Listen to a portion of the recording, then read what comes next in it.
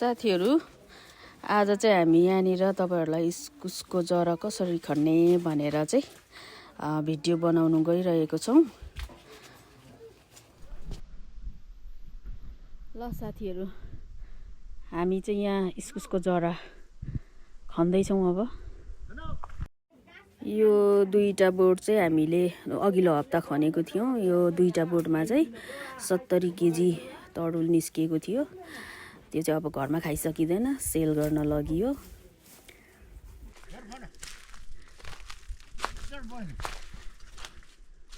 धेरै जसो त खुनिसकिएको छ। अब यहाँनिर एउटा खनिदै छ।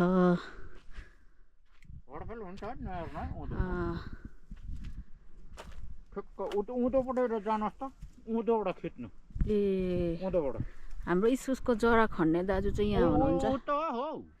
यहाँ हुनुहुन्छ उहाँले चाहिँ यहाँ खन्दै हुनुहुन्छ।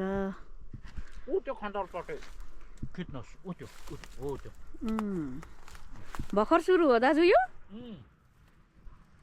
भर्खर सुरु हो। म बेडी खानलाई निक्लेको भर्खर सुरु मात्र। यो चाहिँ खनिसकिएको छ। खनिसकेर यहाँनिर पुर्नु भएको रहेछ। खन्नु चाहिँ अलिकति गाह्रो नै हुन्छ। यो चाहिँ यत्रो माटो पल्टाउनु पर्ने हुन्छ, खाडल खन्नु पर्ने हुन्छ। अनि जरा पहिलाएर चाहिँ त्यसलाई खन्दै जानुपर्ने हुन्छ।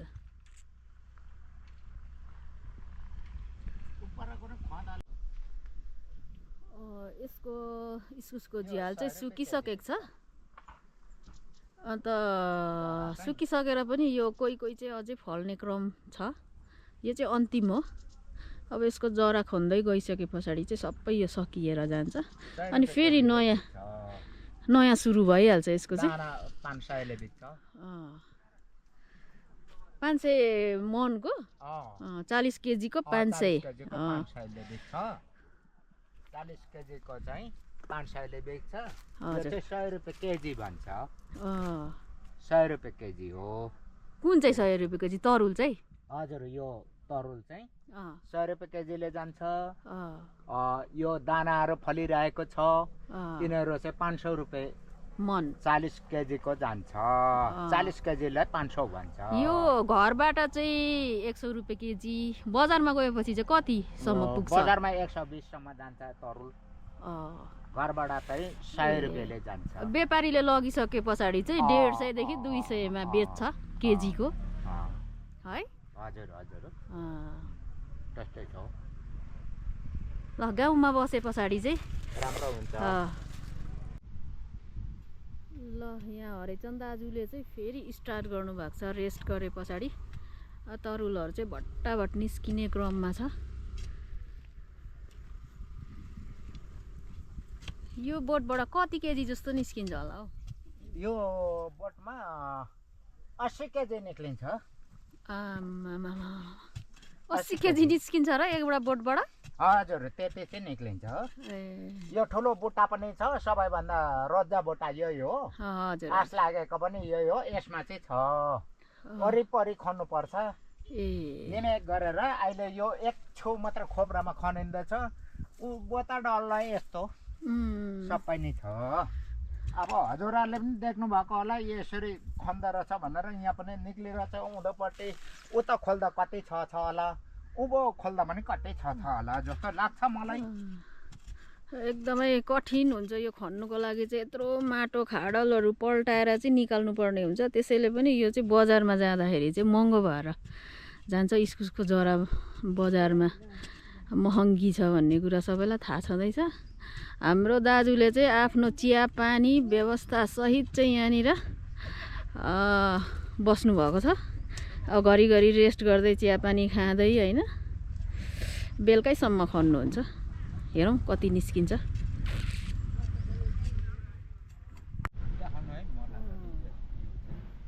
यहाँ चाहिँ यति चाहिँ निस्किसकेको छ यो बोटबाट। त्यस पछाडिबाट यहाँनिर यसरी निस्किँदैछ तरुलहरू। अनि यहाँ दाजु चाहिँ यहाँनिर रेस्ट गर्नुभएको छ एकैछिन। अनि यहाँ चाहिँ यो सबै बोटहरूबाट निस्किन्छ।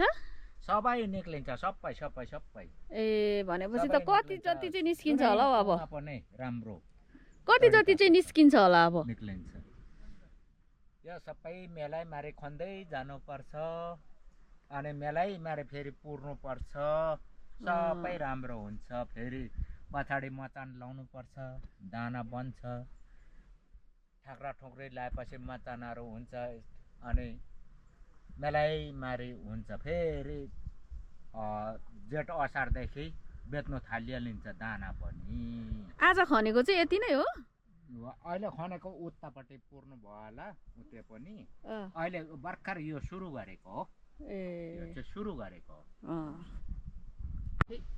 मेरो चाहिँ सयले बेच्छ अर्को साथीले म त्यस्तो भाग्य तर नानाहरूको उयो थियो होला नि त सानो खाले खोइ कस्तो थियो नि दाजुको चाहिँ 100 मेरो त ए भनेको त्योभन्दा अघिल्लो हप्ता होइन त हाम्रो अस्तिलाई साथीले बेच्यो अरे अनि त्यस्तो हुन्छ भाग्य निकै गतिलो पो रहेछ त हौ यो त नि दाजु उद्धै पो गइसकेको छ त हौ 300 रुपियाँ रेखाले गरेको जस्तो बुझेर नि बा रिप्लाई गर्नु आउनु भयो कि होइन यो चाहिँ शेखर सरकै लागि हो शेखर सरकै लागि भिडियो भनेर पनि सानो खतरा निस्केन नि दाजु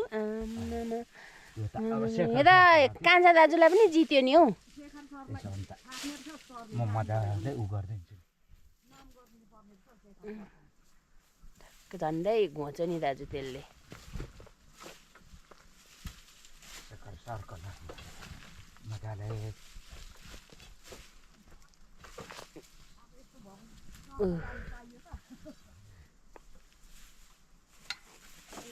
शेखर सरको लागि हुन्छ आमामा यो हो नि त लु कति फुट्छ म त सक्दिनँ होला शेखर सरको लागि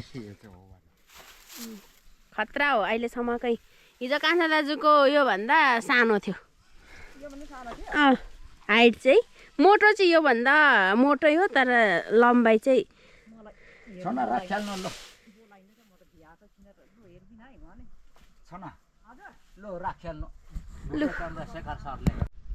अब यताको बोटहरूबाट चाहिँ कति जति निस्किन्छ अर्को हप्ता भन्नुहुन्छ त्यति बेला एउटा दुईटा तिनटा चारटा धेरै नै रहेछ अझै पनि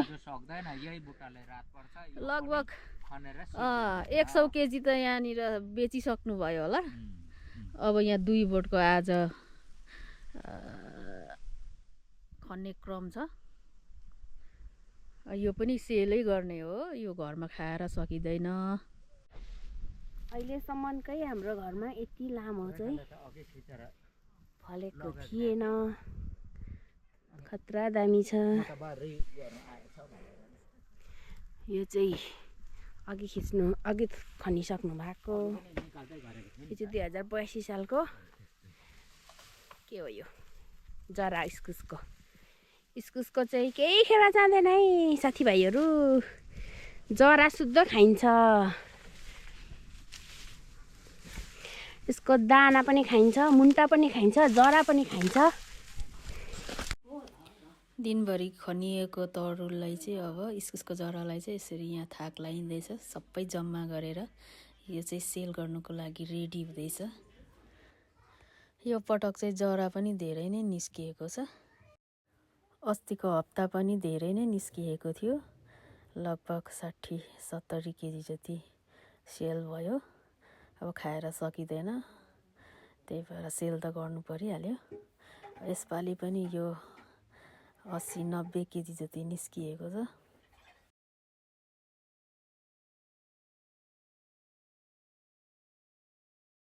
यो जरालाई चाहिँ फिक्कल बजारमा बेच्न लानको लागि रेडी भइरहेको छ र यो सबैभन्दा ठुलो जरालाई चाहिँ तौलिँदाखेरि चाहिँ मेजर गर्दाखेरि चाहिँ 3 केजी 700 ग्राम देखिरहेको छ र अब यसलाई चाहिँ फिक्कल बजारमा सेल गरिन्छ